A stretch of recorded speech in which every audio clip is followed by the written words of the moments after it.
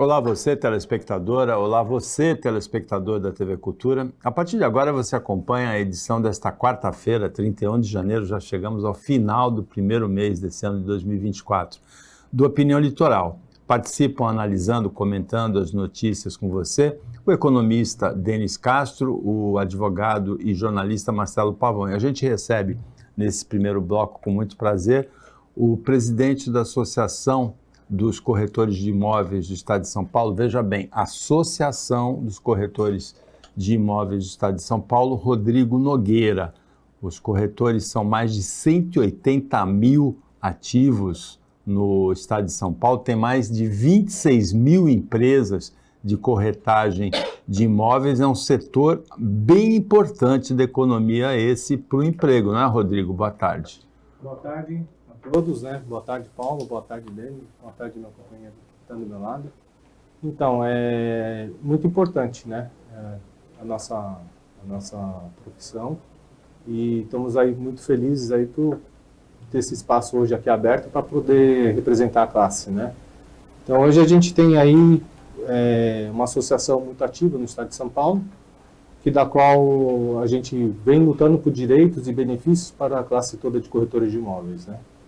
Então, a linha de raciocínio é poder ajudar a classe muito. Então, à frente da associação hoje, a gente tem várias linhas, né, de frente de trabalho para a valorização do corretor de imóveis, né?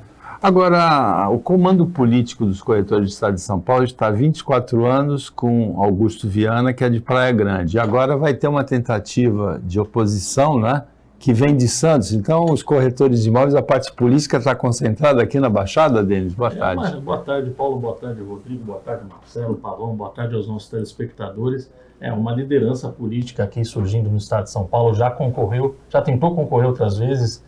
Infelizmente, o sistema cresce e está completamente aparelhado para tentar barrar novas candidaturas, só que dessa vez com uma estrutura jurídica mais robusta, mais organizada, com estratégia de marketing, com todo o apoio logístico, para auxiliar o Rodrigo, liderar os corretores, a equipe dele, o time dele, a formar a chapa e concorrer à eleição. É uma eleição que, caso a chapa venha a ser registrada, e o Rodrigo vai fazer uma convocação hoje para os corretores que estiverem satisfeitos, a chance dele ser eleito é muito grande, porque ele tem, na última eleição, foram 25 mil votos em branco.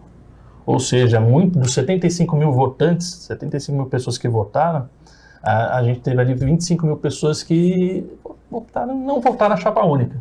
Ou seja, elas tiveram um movimento de votar em branco, ou seja, existe uma insatisfação porque o poder desgasta, né? São 24 anos no poder desse grupo político e sem praticamente permitir que outros se candidatassem a qualquer outra chapa se levantasse.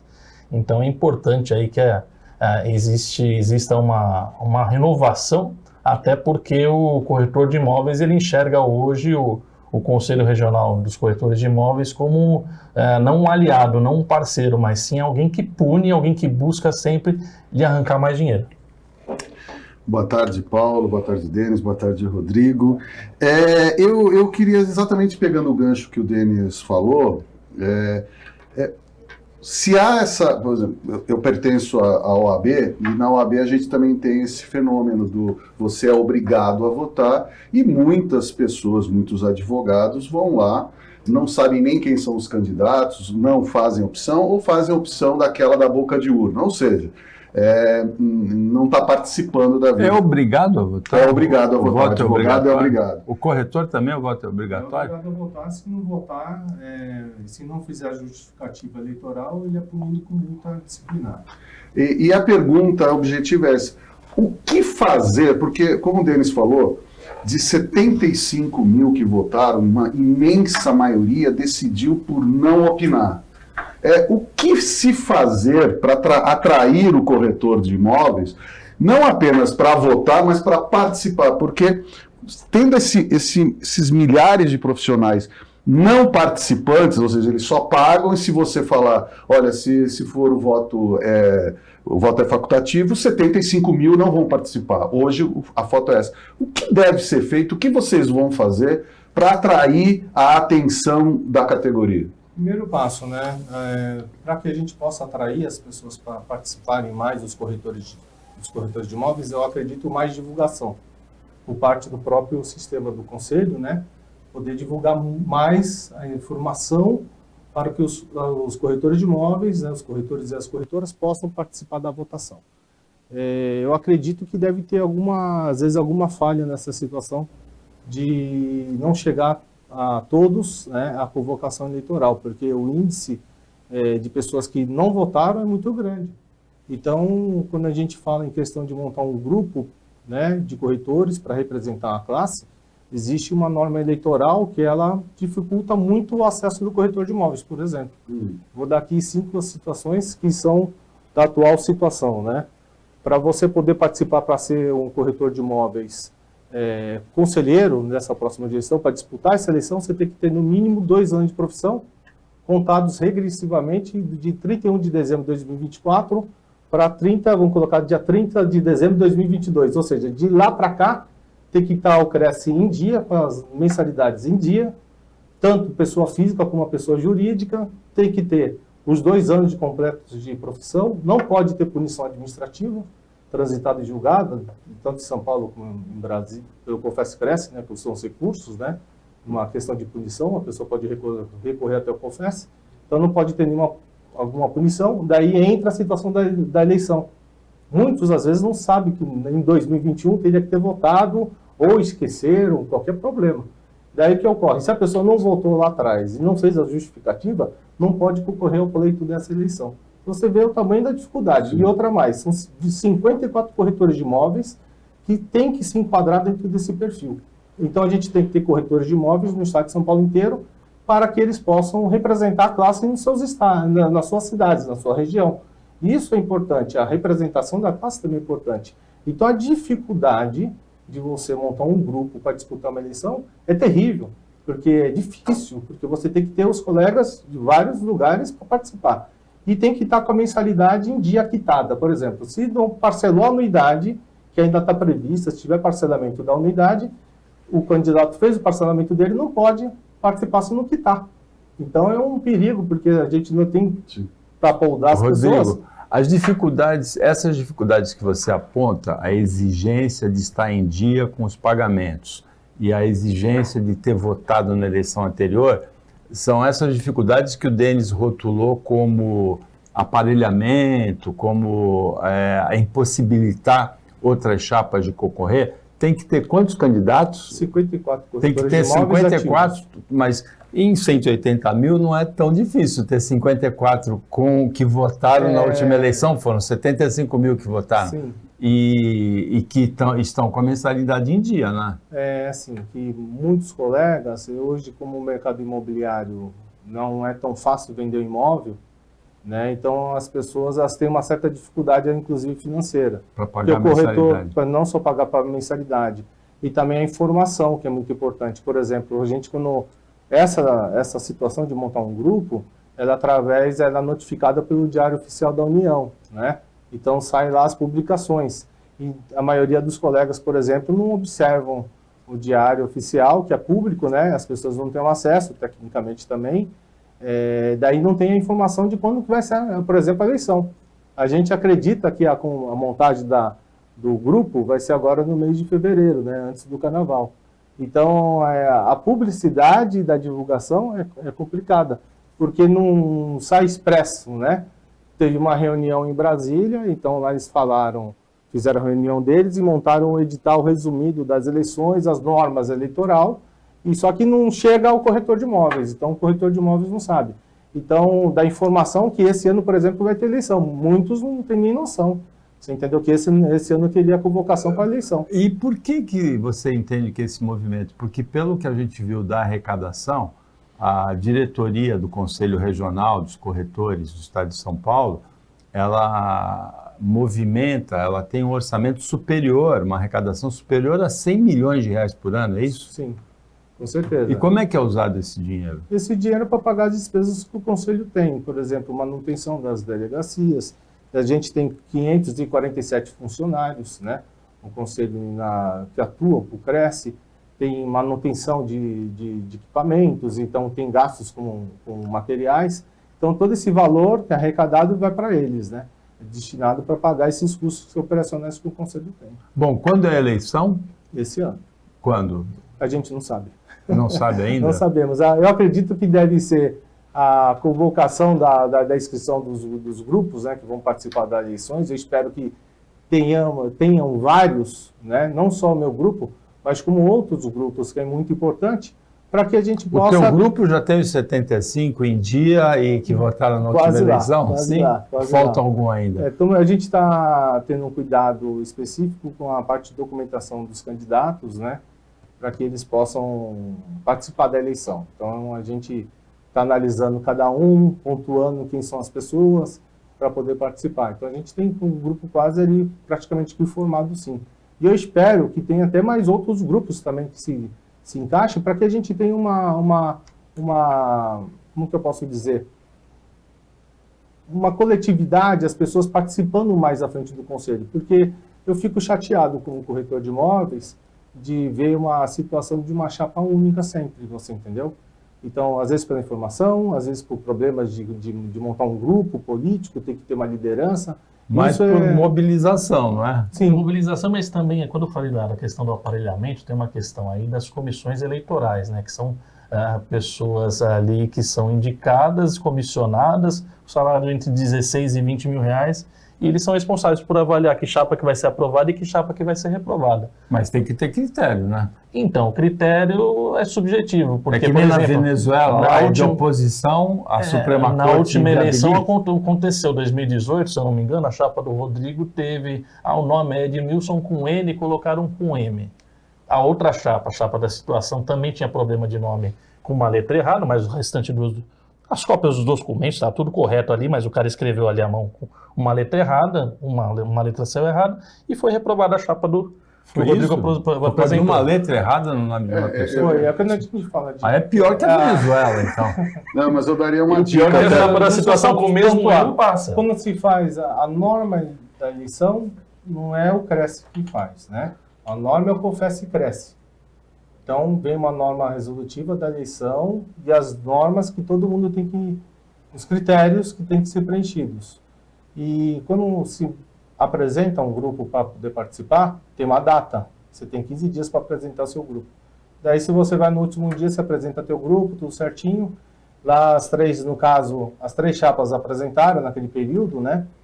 E a comissão eleitoral são pessoas que realmente trabalham para o conselho. Então, eles possuem cargo de subordinação.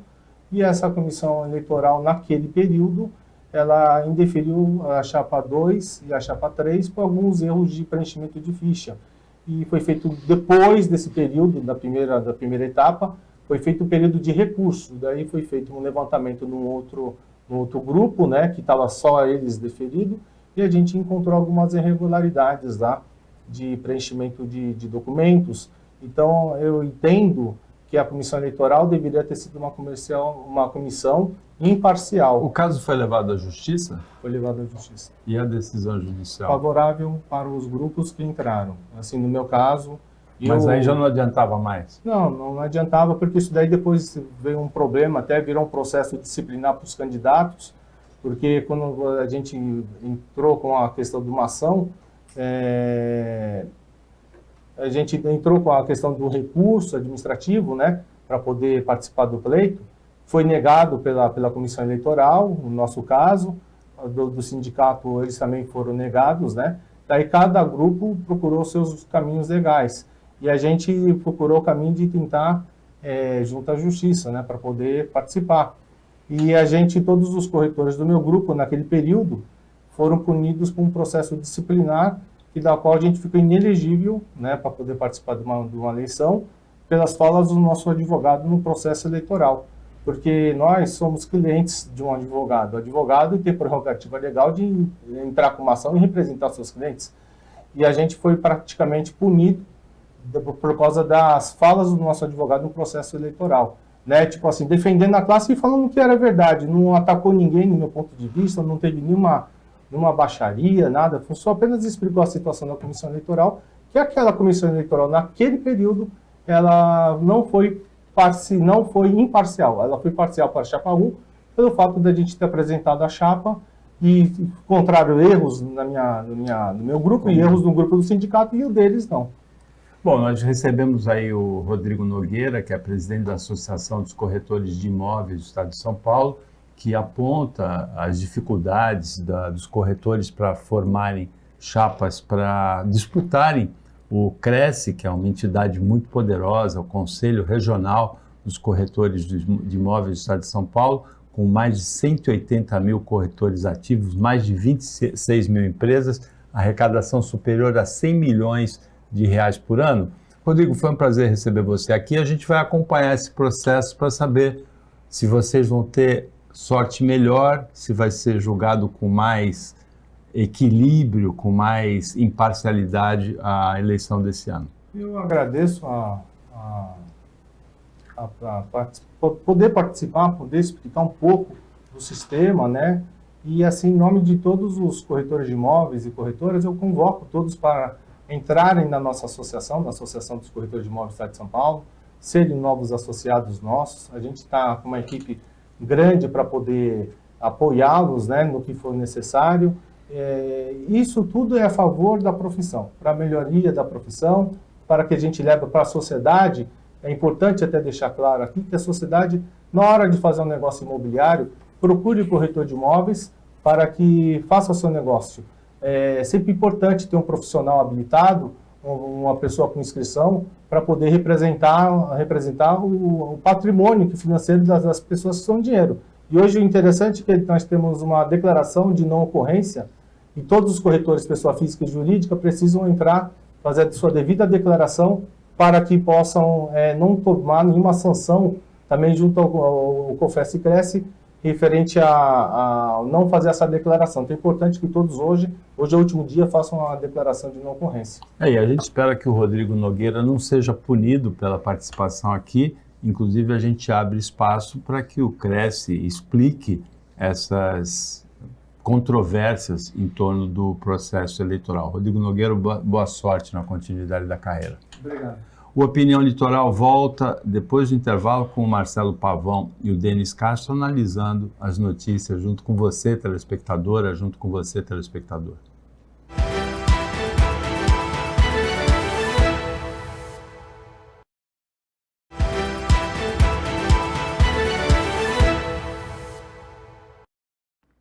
Voltando com a Opinião Litoral, nesta quarta-feira a gente recebeu aqui o Rodrigo Nogueira, presidente da Associação dos Corretores de Imóveis do Estado de São Paulo, e o Denis Castro e o Marcelo Pavão são os comentaristas desta quarta-feira.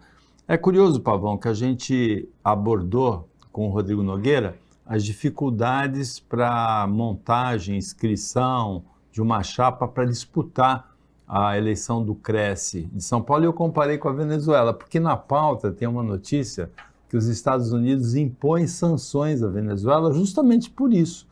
Houve um acordo para as eleições desse ano, um acordo amplo, né, com a Venezuela, mas os dois candidatos de oposição foram vetados pela Suprema Corte, que é completamente aparelhada pelo Chávez e pelo Maduro, né?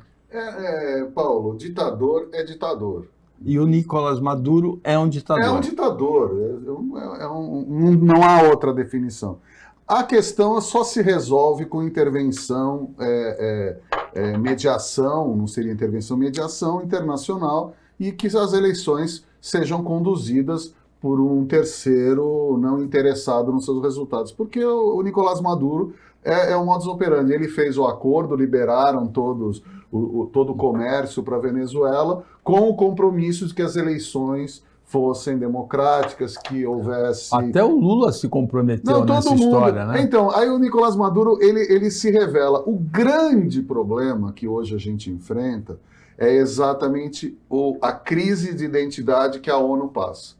A ONU hoje, ela está igual à Liga das Nações no início do século XX. Ninguém mais respeita, não está pagando, as resoluções são inócuas. Então, hoje nós estamos num momento muito perigoso da política internacional, porque os ditadores mundo afora sabem que se os Estados Unidos e os aliados não botarem os seus exércitos, a sua munição, a sua força para tentar dirimir as situações irregulares, os ditadores estão se espalhando, estão crescendo, estão ampliando e as pessoas estão recuando. Isso é muito perigoso. Nós estamos hoje com uma ausência de uma coalizão. Ah, tem a OTAN, mas a OTAN ela está amarrada. Agora nós estamos vendo a Comunidade Europeia. Então, assim, nós vivemos num momento muito complicado, que precisa muita consciência nas declarações, e no caso do nosso presidente Lula, ele precisa rever, porque a última vez que o Nicolás Maduro veio ao Brasil foi com o tapete vermelho, foi com honras, como se fosse o chefe democrático mais querido do planeta. E não é um ditador, precisa ser tratado como ditador, e está fazendo com que tudo o que estava acontecendo na América do Sul, indo num caminho mais democrático, o Nicolás Maduro deixou claro: eu vou invadir o Suriname, a Guiana, eu vou tomar, eu não vou cumprir, ainda vou prender os opositores. Ditador. Uma questão delicada que passa a América Latina já não é de hoje, né? Houve um processo aí de democratização aí mundo afora e na América Latina. No entanto, o Nicolás Maduro ele corre contra esse processo.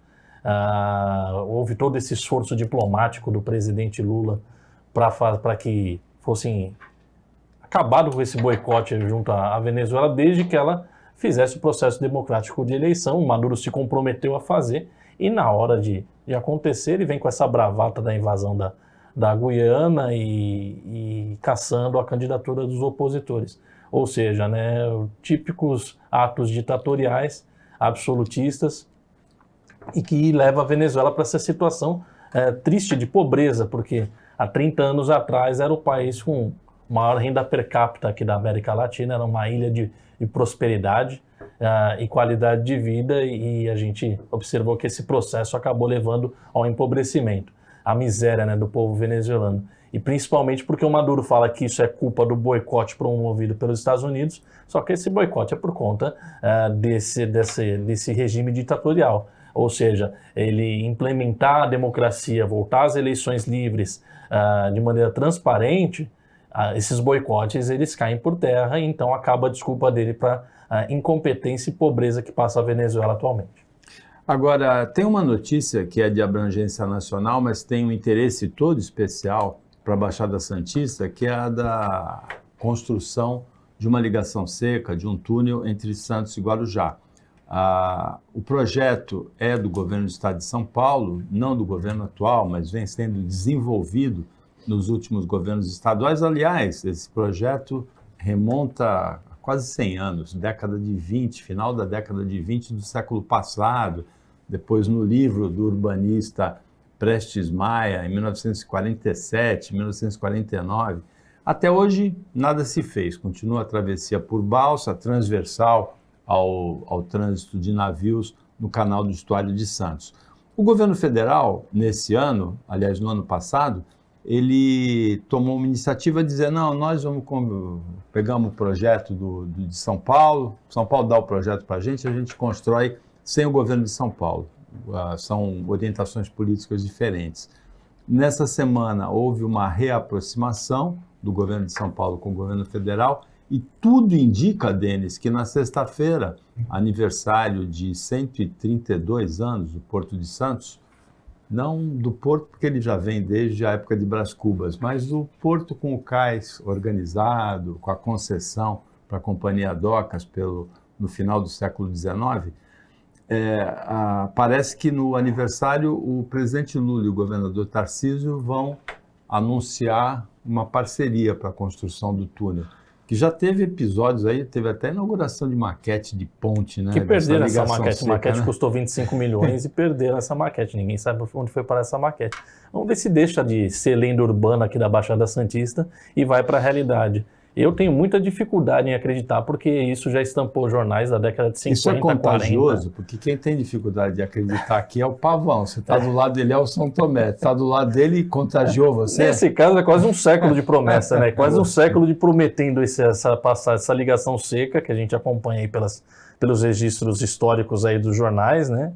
Então, na década de 40 falaram, na década de 50 falaram, na década de 60 falaram, ou seja, de tempos em tempos e sempre próximo de eleição, né? Esse ano tem eleição, daqui a 2 anos tem outra eleição, ou seja, sempre próximo de eleição. Isso capitaliza politicamente mesmo a população. A população tem memória curta, né? Ela esquece rápido.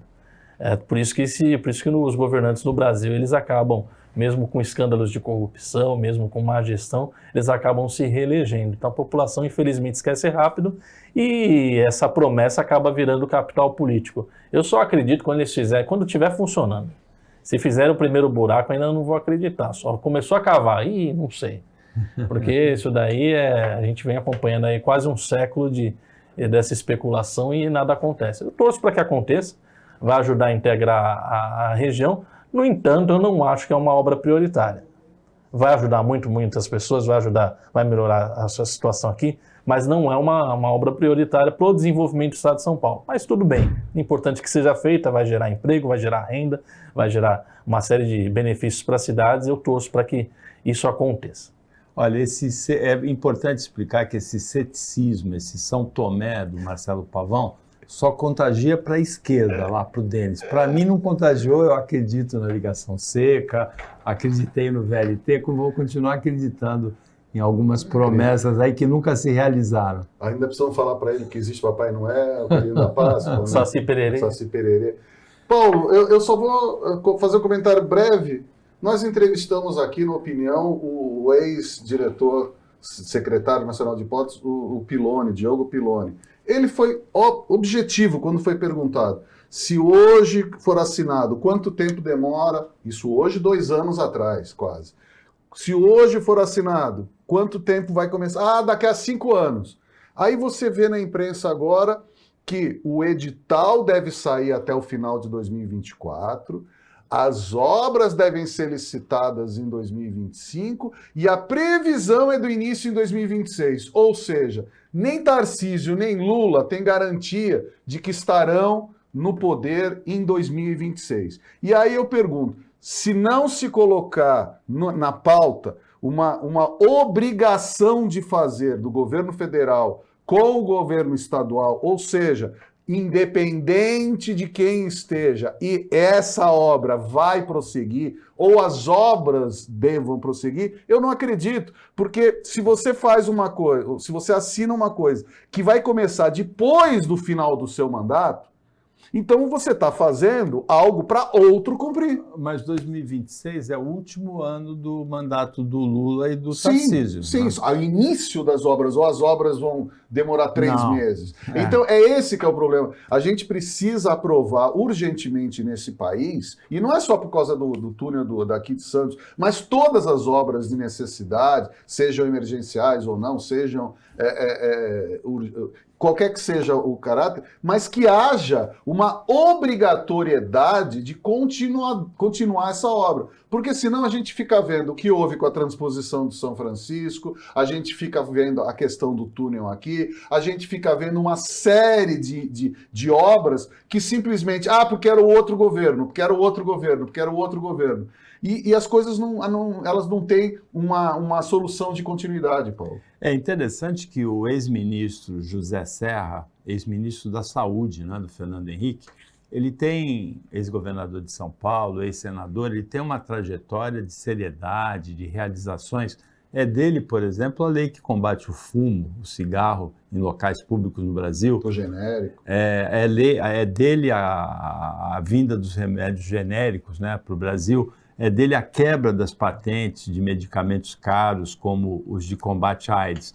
Mas ele teve um momento ridículo de Odorico Paraguaçu, aqui na Baixada Santista, em 2010, quando ele era governador de São Paulo. Ele ia se licenciar, ele ia se afastar do cargo para concorrer à presidência da República naquele ano, e ele inaugurou uma maquete de uma ponte entre Santos e Guarujá. Não sabia essa informação do Denis, que a maquete sumiu, eu não sabia disso. Deus, 25 milhões custou. Uma maquete cara, então não sabia o preço também. Mas que é o momento Odorico Paraguaçu da carreira do José Serra, a inauguração dessa maquete, sem dúvida, Nenhuma, só faltava ser a maquete de um cemitério para ser mais parecido não com... sensacionalizar, né? O projeto custou 25 milhões, o simbólico é que a maquete fazia parte do projeto e sumiu. Não foi a construção da maquete que custou 25 Você, telespectador, sabe onde está essa maquete? Alguém sabe? Alguém sabe? Está na casa de alguém? O Opinião Litoral volta depois do intervalo bem rapidinho.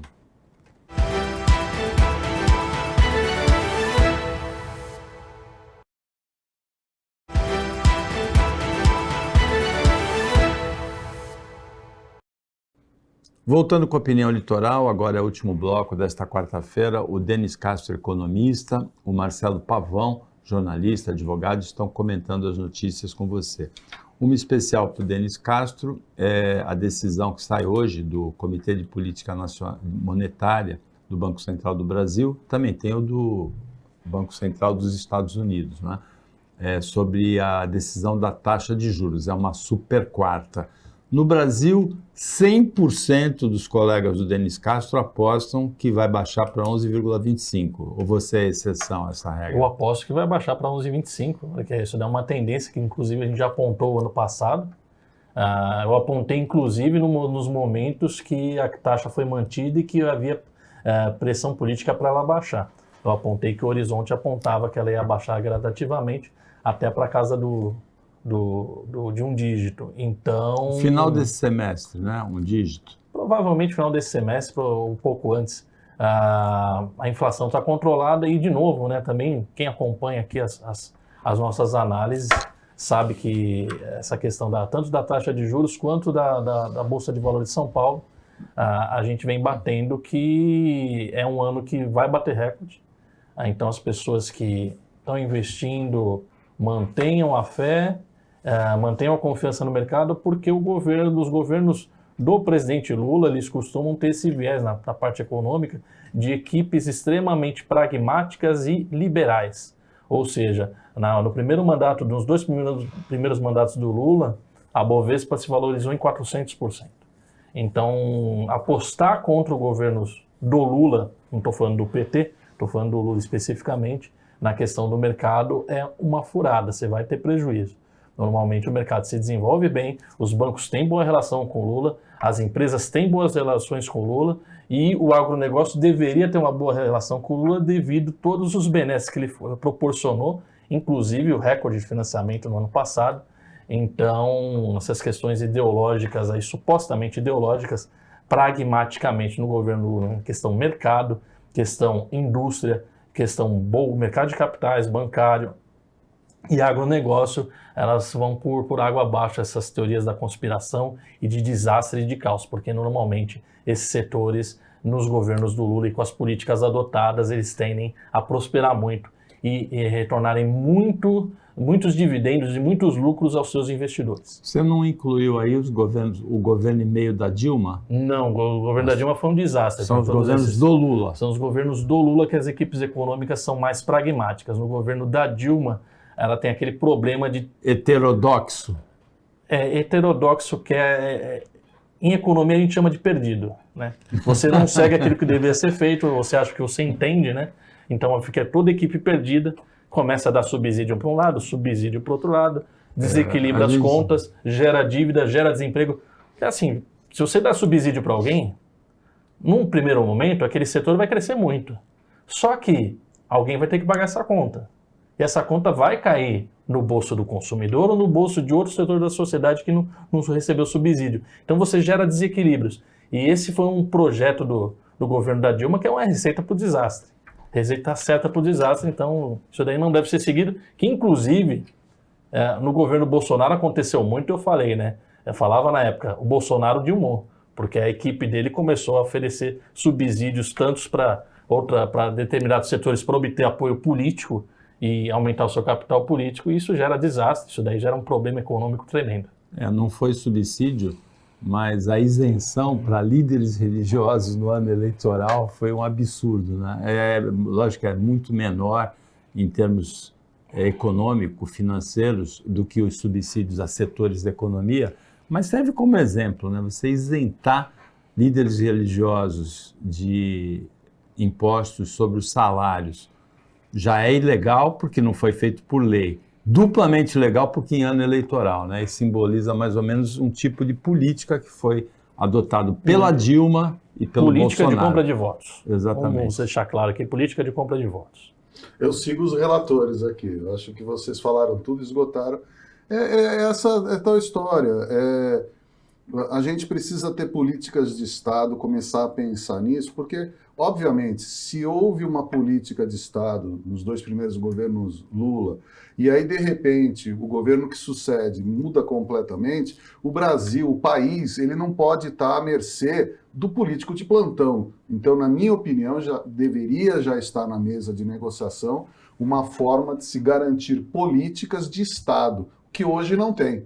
Porque aquilo que é bom para o Estado não pode ser distorcido ou esquecido pelo governo A, B ou C. Ele é uma política de Estado que deve seguir. E isso, para mim, é uma viga mestra, principalmente para investidores, para a credibilidade do mercado, para a segurança jurídica. A gente não pode, por exemplo, estar vivendo o que a gente está hoje acontecendo. Uma edição de uma medida provisória que entra em vigor em abril, que reonera a desoneração que vem desde 2011, e aí o que acontece? Nesse momento se discute, vai tirar a MP? Vai se votar a MP? Vai se aprovar a MP? Vai se recusar a MP? E aí é o seguinte, qual é o empresário que vai tirar o dinheiro do seu bolso, do seu banco e falar, vou investir num país que não me dá garantia, num país que não me dá certeza? Então a gente precisa parar com esse jogo de Tom e Jerry, de Fla-Flu, de Santos e Corinthians, né? E a gente precisa fazer políticas de Estado, políticas para o Brasil. Se entrar esquerda, direita, gordo, magro, alto, baixo, é outro problema. A política tem que continuar. O Congresso aprovou por lei a desoneração, não teria como governo executivo impor de novo a oneração por medida provisória. Foi uma medida realmente do governo Lula completamente absurda. Agora, Pavão, tem uma ocorrência que não é uma notícia, que não afeta a vida das pessoas, mas que é importante para uma reflexão. Na segunda-feira passada, em Salvador, uma funcionária de um restaurante fez um depósito por Pix errado numa conta de uma determinada pessoa, de um homem. Era o telefone, ela errou o DDD do telefone, o dinheiro foi parar numa conta errada. O que esse homem que recebeu esse dinheiro, 11 mil reais, fez? Ele gastou o dinheiro, pagou contas dele e falou que não tem como devolver. Foi indiciado por apropriação indébita e furto. E é uma reflexão importante porque como que a gente reage a uma situação desse tipo, né? Porque ele tentou levar vantagem, ele pensou, não estou cometendo crime nenhum, colocaram o dinheiro na minha conta, eu uso o dinheiro, mas o dinheiro não era dele e ele foi indiciado, né? Sim, mas vai dar em nada, Paulo, porque essa pessoa, esse criminoso, no caso, ele não será preso, ele terá os bens bloqueados, provavelmente ele já não tem nada, porque se ele fez isso, ele já tem a sensação da impunidade. E é aí que a gente precisa começar a pensar também. A questão da impunidade. A certeza da impunidade, a certeza de não acontecer nada, faz com que pessoas que tenham esse desvio de caráter que ajam assim. Então a gente precisa começar também a ver esse lado da impunidade, porque hoje, e principalmente com a anulação de processos pelo STF, criminoso que volta a se eleger, uma série de situações que a gente vê no Brasil, que hoje, quem que são os principais alvos de crítica? Os magistrados. Mas a gente precisa, principalmente, ficar vendo o seguinte, a nossa lei é fraca, a nossa lei não atinge os objetivos, a justiça, cumprindo uma lei fraca, fere ainda mais esses objetivos e acontece o quê? Certeza da impunidade, Paulo. É a certeza de não acontecer nada. Então o cara pegou 11 mil reais que não eram dele, ele gastou, confessa que gastou, porque ele fala, eu não tenho bem nada no meu nome, vão pegar o quê de mim? Nada. Então essa impunidade, e aí eu não digo que precisa ser preso, a pena precisa atingir esse tipo de pessoa. Enquanto a pena não atingir, nós teremos a impunidade como regra. Rapidamente, Denis, a análise desse caso, que é importante para uma reflexão, já que a gente já está no limite do nosso tempo. Aí tem uma questão da falta de segurança do Pix, né?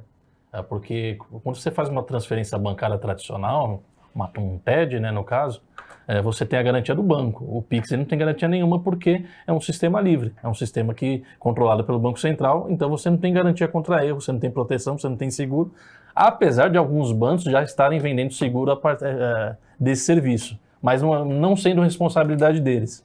Ou seja, mas estão te vendendo um produto financeiro, que é um seguro, para você, caso cometa algum acidente, caso alguma coisa aconteça, você tem esse seguro. Mas não é porque o banco vai te dar a garantia sobre esse serviço. Ele só está te vendendo um produto financeiro. Então, um problema na origem da criação do serviço aí pelo Banco Central. Muita gente bateu palmas para a criação do serviço, sendo que os bancos digitais já ofereciam transferência eletrônica gratuita, né, sem cobrar taxa nenhuma. Enfim, então a gente tem que analisar direitinho e pedir que esse sistema tenha etapas de segurança, tenha maneiras da pessoa conseguir corrigir um eventual erro que acontece, é normal, e proteger o consumidor que o Banco Central simplesmente implementou, obrigou os bancos a colocar aí no seu aplicativo e vocês se virem aí sem responsabilidade alguma, e o Banco Central tem que responder por isso também, tem que oferecer algum tipo de segurança a mais aí para o cidadão brasileiro que utiliza o Pix. Chegamos ao final da opinião, só registrando um fato tocante que aconteceu em Itanhaém. Uma cadela ficou 5 semanas esperando pelo dono, que morreu. Ficou 5 semanas no hospital, a cadela acabou sendo resgatada. Lembra um caso que já aconteceu há algum tempo em São Vicente. Lembra também o filme Sempre ao Seu Lado, com o ator Richard Gere, que mostra um fato também, é baseado num fato, que foi um cachorro que ficou esperando por muito tempo o dono numa estação de trem, o filme Sempre ao Seu Lado. Agradecendo Denis Cássio e Marcelo Pavão a participação, Rodrigo Nogueira, que participou do primeiro bloco, corretor de imóveis, presidente da Associação de Corretores do Estado de São Paulo, trabalho da equipe técnica e de jornalismo, e a você que acompanhou a gente mais essa edição. Até amanhã, nesse mesmo horário depois do Jornal Litoral, e uma ótima quarta-feira para você que você merece.